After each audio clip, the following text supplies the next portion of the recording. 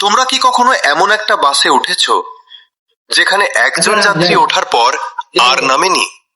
আর সবচেয়ে ভয়ঙ্কর ব্যাপার হলো বাসের কেউই তাকে উঠতে দেখেনি, কিন্তু সে ঠিকই ছিল ভিতরে। আজ আমি এমন একটা সত্য ঘটনা বলবো যেটা আমি কোনোদিন ভুলতে পারিনি। আমার নাম তানভীর। আমি নারায়ণগঞ্জের একটি জেলায় থাকি। আমার এলাকার নাম ফতুল্লা, নারায়ণগঞ্জ। তোমরা যারা বাসে উঠো, কখনো কি ভেবেছো স্টিয়ারিং এর পেছনে বসা মানুষটার জীবনে কি চলে? আজ আমি এমন একটা ঘটনা বলবো যেটা আমি কোনোদিন ভুলতে পারিনি। আমি তখন রাতের বাস চালাই, ঢাকা থেকে মেহেরপুর রুটে। সেই রাতটা ছিল একদম অন্যরকম। আকাশে চাঁদ নেই, রাস্তাও প্রায় ফাঁকা, শুধু বাসের হেডলাইট আর ইঞ্জিনের শব্দ। সবকিছু ঠিকঠাকই চলছিল। হঠাৎ দেখি রাস্তার পাশে একটা মেয়ে দাঁড়িয়ে, একদম একা। রাত তখন প্রায় 1টা। আমি প্রথমে ভাবলাম নিশ্চয়ই কোনো বিপদে পড়েছে। বাস থামালাম। কন্ডাক্টর বলল, ভাই এত রাতে নামাবেন না, ঝামেলা হতে পারে। কিন্তু আমার মনে হলো মানুষ তো মানুষকেই সাহায্য করে। মেয়েটা বাসে উঠল, একদম চুপচাপ। আমি রিয়ার ভিউ মিররে তাকিয়ে দেখলাম ও জানলার পাশে বসে আছে, মাথা নিচু। কিছুক্ষণ পর কন্ডাক্টর এসে বলল, ভাই ওই মেয়ে ভাড়া দিচ্ছে না, কথা বলছেও না। আমি নিজে গিয়ে জিজ্ঞেস করলাম, আপনি কোথায় যাবেন? কোনো উত্তর নেই, শুধু ধীরে ধীরে মাথা তুলে আমার দিকে তাকালো। ওর চোখ দুটো একদম অস্বাভাবিক ঠান্ডা। আমার শরীরটা কেমন যেন কেঁপে উঠল, কিন্তু কিছু বললাম না।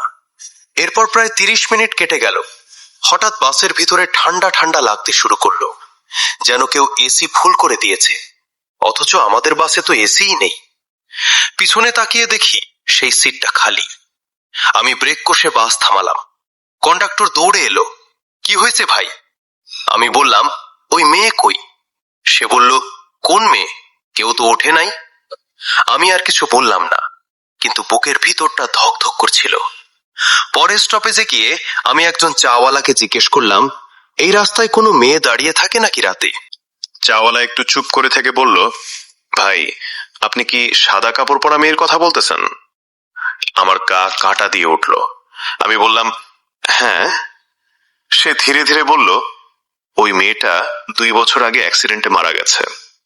রাত হলেই নাকি ওই জায়গায় দাঁড়িয়ে থাকে, কেউ সাহায্য করলে বাসে ওঠে, তারপর হাওয়া হয়ে যায়।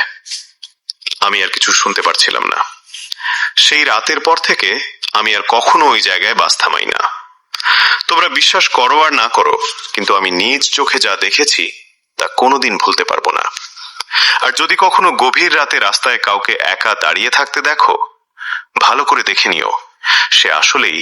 সো ভাই লোক, যারা ভিডিওটি দেখছেন তারা এরকম গল্প যদি আরো শুনতে চান তাহলে আমাদের চ্যানেলটিকে লাইক এবং সাবস্ক্রাইব করে দিবেন। আর নতুন চ্যানেল তো একটু যদি আপনারা সাপোর্ট করেন তাহলে হয়তো আমরা একটু সামনে এগিয়ে দিতে পারবো।